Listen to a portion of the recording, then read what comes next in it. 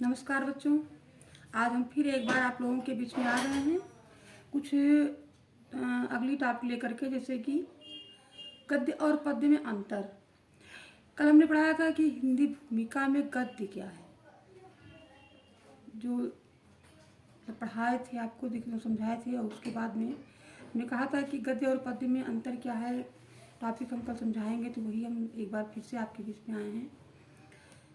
आप चाहें तो उसका नोट्स बनाते रहिए और तैयारी करते रहिए, क्योंकि इसी से ऑब्जेक्टिव क्वेश्चन जो बोर्ड एग्जाम में आते हैं वही आएंगे। और आप जब भूमिका तैयार कर लेंगे तो आपको क्वेश्चन बनाने में काफ़ी आसानी होगी। और हम आपको तब तक साथ लेकर के चलेंगे जब तक आपका एग्ज़ाम कंप्लीट नहीं हो जाएगा। तब तक हम आपके साथ रहते रहेंगे और वीडियो बना करके आपको समझाते रहेंगे। तो देखते हैं आज की टॉपिक क्या है, गद्य और पद्य में अंतर। नोट्स बनाते रहिएगा और ध्यान से इसको पढ़ने की कोशिश करिएगा आप लोग। हिंदी साहित्य को दो भागों में बांटा गया है। गद्य और पद्य में अंतर यह है, हिंदी साहित्य जो है उसको दो भागों में बांटा गया है। एक है गद्य साहित्य तथा नंबर 2 है पद्य काव्य साहित्य, यानी कि पद्य साहित्य। विषय की दृष्टि से गद्य और पद्य में यह अंतर है कि गद्य के विषय क्या होते हैं, विचार प्रधान, और पद्य के विषय भाव प्रधान होते हैं। विचार प्रधान का मतलब है कि हम कुछ सोचते हैं, विचार करते हैं, तर्क करते हैं, तब जा करके गद्य की रचना करते हैं। पद्य में क्या होता है कि उसके विषय जो होते हैं भाव प्रधान होते हैं। तो भाव प्रधान के मतलब जो मन में भावनात्मक विचार, किसी चीज़ की कल्पना की जाए, वहाँ पे काव्य होता है। तो सबसे सटीक अंतर तो यही हो गया कि गद्य विचार प्रधान होता है और पद्य भाव प्रधान होता है। क्वेश्चन भी इसमें भी बन रहा है यही। दूसरी भाषाओं के समान इस भाषा के साहित्य में भी पद्य का अवतरण गद्य से बहुत पहले हुआ है। कहने मतलब कि गद्य बाद में आया, लेकिन पद्य का जो विकास था वो उससे पहले हुआ है। एक अंतर ये भी हो गया, पद्य में कार्य की अनुभूति, उक्ति, वैचित्र्य, संप्रेषणीयता और अलंकार की प्रवृत्ति देखी जाती है। काव्य जो है उसमें अलंकार, छंद सबकी प्रवृत्ति होती है, तब जाकर के उसकी रचना होती है। लेकिन जो गद्य है उसमें सिर्फ लेखक के विचारों का व्यक्त किया जाता है, नहीं विचारों को सम्मिलित किया जाता है। गद्य में तर्क, बुद्धि, विवेक, चिंतन का अंकुश होता है, तो पद्य में स्वतंत्र कल्पना की उड़ान होती है। गद्य जो है उसमें तर्क, बुद्धि, चिंतन, मनन का मतलब सभी का समावेश होता है, लेकिन जो पद्य होता है उसमें सिर्फ स्वतंत्र यानी आज़ाद कल्पना की उड़ान होती है और कुछ नहीं होता। गद्य में शब्द, वाक्य, अर्थ आदि सभी प्राय सामान्य होते हैं। गद्य जो है उसमें सामान्य तौर से ही भाषाओं शब्दों को लिखा जाता है, जबकि पद्य में विशिष्ट कविता शब्दों की नई सृष्टि होती है। उसमें नए नए शब्द भी जोड़े जाते हैं, जो कि अंतर में साफ स्पष्ट दिखाई देता है। इसलिए इसका कोई भी शब्द कोशीय अर्थ से प्रतिबिंबित नहीं होता, यानी कोई भी चीज़ कल्पना से बाहर नहीं होता। जीवन की अनुभूतियों से उसका भावनात्मक संबंध होता है, भावात्मक संबंध होता है किसका, पद्य का, यानी कविता का। जीवन के अनुभव से उसका संबंध होता है, भावनाओं से संबंध होता है।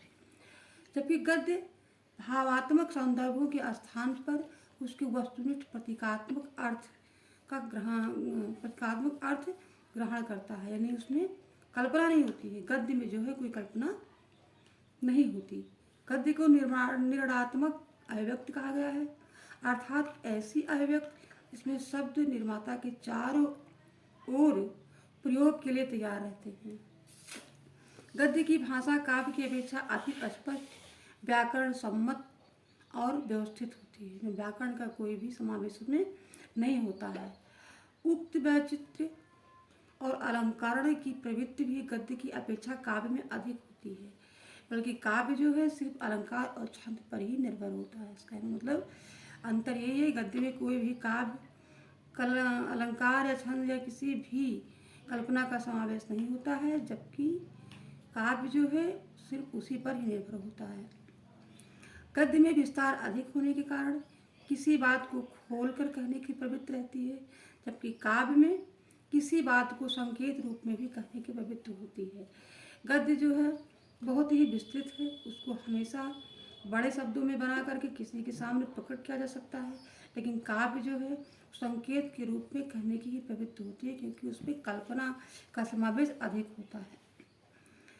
गद्य में यथार्थ वस्तुपरक और वर्णनात्मक वर्णन पाया जाता है, जबकि काव्य में वर्णन सूत्र संकेतात्मक होता है, क्योंकि कभी कभी ने कल्पना की है कि बारिश हो रही है, कभी ने कल्पना की है कि भंवरे अधिक उड़ रहे हैं, कभी ने कल्पना की है कि चारों तरफ हरियाली ही हरियाली है। तो ये सारी चीज़ें भावनात्मक दृष्टि से सामने आती हैं, वो काव्य होता है, जबकि गद्य में ऐसी कोई भी बातों का वर्णन नहीं किया जाता है। गद्य में बिरला ही वाक्य अपूर्ण होता है। वाक्य अपूर्ण मतलब कहीं ऐसा होता है कि कोई वाक्य अधूरा ही रह जाए, ये कभी कभी होता है, लेकिन काव्य में बिरला ही वाक्य पूर्ण होता है, उसमें सारी बातें पूर्ण तौर से समझाई जाती हैं, जबकि उसको अधूरा नहीं छोड़ा जाता। इस प्रकार गद्य और पद्य विषय भाषा, प्रस्तुति, शिल्प आदि के दृष्टि से अभिव्यक्ति के सर्वत्र भिन्न दो रूप हैं, और दोनों के दृष्टिकोण एवं प्रयोजन भी भिन्न होते हैं, भिन्न यानी कि अलग अलग होते हैं। गद्य में व्याकरण के नियमों की अवहेलना नहीं की जा सकती, जबकि पद्य में व्याकरण के नियमों पर विशेष ध्यान नहीं दिया जाता है।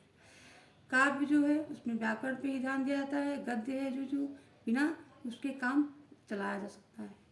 यद्यपि ऐसा नहीं है कि गद्य में भावपूर्ण चिंतनशील मन स्थितियों की अभिव्यक्ति नहीं हो सकती। कहने का मतलब ये है कि ऐसा नहीं है कि गद्य जो है वो बिना विचार के या बिना भाव के ही लिखा जाता है, ऐसा कुछ नहीं है। लेकिन जितने नियम, इतने सारे नियम मतलब बातें और व्याकरण से संबंधित जितने भी सौंदर्य रूप हैं, जितना पद्य में विशेष रूप से ध्यान दिया जाता है, उतना गद्य में ध्यान नहीं दिया जाता। यद्यपि ऐसा नहीं है कि गद्य में भावपूर्ण चिंतनशील मन स्थितियों की अभिव्यक्ति नहीं हो सकती, और पद्य में विचारों की अभिव्यक्ति नहीं हो सकती। कहने का मतलब ये है कि दोनों में ऐसा नहीं है कि कोई मन चिंतन या अभिव्यक्ति की कल्पना आप गद्य में नहीं कर सकते हो, और ना ही पद्य में विचारों की अभिव्यक्ति को छोड़ा जा सकता है। यानी कि दोनों में कुछ न कुछ समावेश है, लेकिन अंतर काफ़ी होता है। लेकिन समानतः गद्य एवं पद्य की प्रकृति उपयुक्त प्रकार की ही होती है। कहने मतलब ये कि गद्य जो है वो अपने धुन में अलग होता है, यानी उसको बहुत ही कम संसाधन की आवश्यकता होती है, जबकि काव्य जो होता है वो अधिक संसाधन को अपने साथ लेकर के भावनात्मक विचारों को या कल्पनाओं के उड़ान को लेकर के ही आगे बढ़ता है। यही हुआ आपका गद्य और पद्य में अंतर। यह आप टॉपिक पढ़ लीजिएगा एक बार, और इसका नोट्स बना लीजिएगा, बनाते रहिएगा, इससे कि ऑब्जेक्टिव क्वेश्चन के जो आते हैं पेपर में उनसे यही सबसे सबमिट किए जाते हैं। आज का आपका वीडियो गद्य और पद्य में अंतर हमने बताया। थोड़े टाइम में पढ़ाते हैं, थोड़ा सा पढ़ाते हैं समझाते हुए, क्योंकि आपको बोरिंग महसूस ना हो, और हम पढ़ाते भी रहें, क्योंकि हमको लंबे टाइम तक आप लोगों को साथ लेकर के चलना है, इसलिए कोई जल्दबाजी नहीं। आराम से पढ़ते रहिए, खुश रहिए, और हमारे चैनल को सब्सक्राइब और शेयर करते रहिए। तब तक के लिए धन्यवाद। हम आपको आगे फिर वीडियो लेकर के मिलते रहेंगे।